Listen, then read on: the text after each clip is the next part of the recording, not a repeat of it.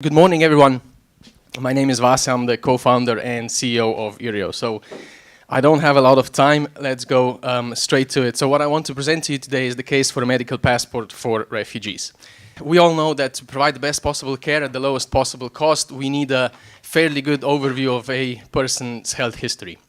So that's why we collect data. Now, in the developed world, it's usually the healthcare provider who collects and keeps that data with an IT solution on premise. Now, with refugees, things are a bit more complicated because usually the organization, the NGO that provides healthcare, come and go a lot more often, and so that data usually disappears with them. There's a couple of options how to solve that. One, obviously, quite popular is cloud solutions, right? And they're popular because they're cheap. They store the data in the cloud and it stays there no matter what happens. It turns out there's a couple of problems with that. The first one is, and that's a big one, is that it usually requires an internet connection to work all the time. If you don't have internet, it's pretty useless. And where the refugees are, the internet connection is not so stable most of the time. Secondly, the cheap solutions aren't customizable and they aren't usually developed with the specifics of the refugee population in mind. And then thirdly, the data is in the cloud, but only until you keep paying for the service. Once you stop, after some time, the data gets deleted, so that's not ideal, obviously. What we are claiming at Iryo is that the best chance for the survival of that data is to put the data in the patient's hands. So in this case, on the mobile phones of the refugees. So together with an NGO called Tying Vines, we developed a robust, self-sufficient EHR platform that doesn't need an internet connection to work, and it stores data in 3 locations. It's on a local node, it's stored in the cloud, and it's on the patient's phone. So it doesn't use internet, it only uses it when it syncs data between the 3 locations.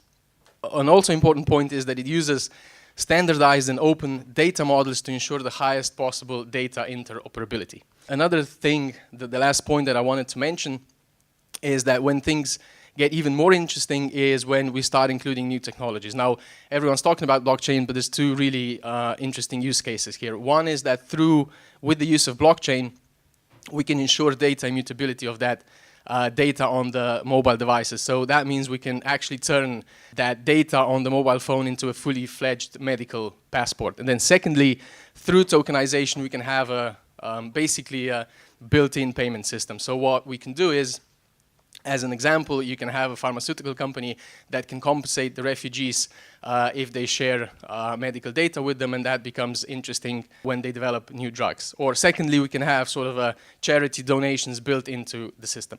And then the second technology that we're using is called zero-knowledge data storage. It means that it has a built-in identity, and without the explicit consent of the patient or the refugee, nobody can access that data. So it's secure when you're crossing borders and so on. And that is everything I had for you today. Thank you very much. Questions? I have a question. So is it right now in English, only in English? Yeah. And do you plan to have any translation? Because I assume that when you're a refugee, like when you're migrating, you're moving from one country to another. So did you plan anything like this, like a translation mode on your... Well, yes, we can. So we could potentially have different languages. Right now, we're hoping that English is going to be relatively well accepted, but yeah. And just another question on the token, because I'm not really familiar with your kind of language, sorry. But so how does it work really, the token part?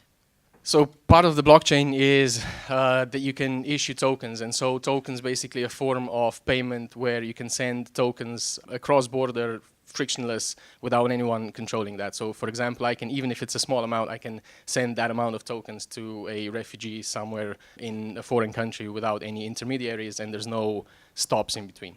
Okay. Same old question, what's your business model?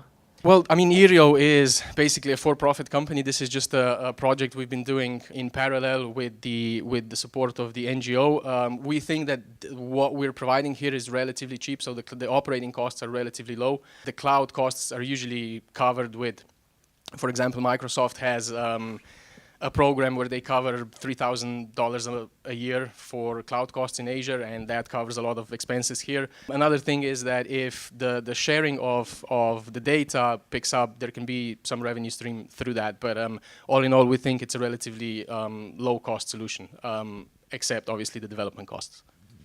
So non-profit. Yes.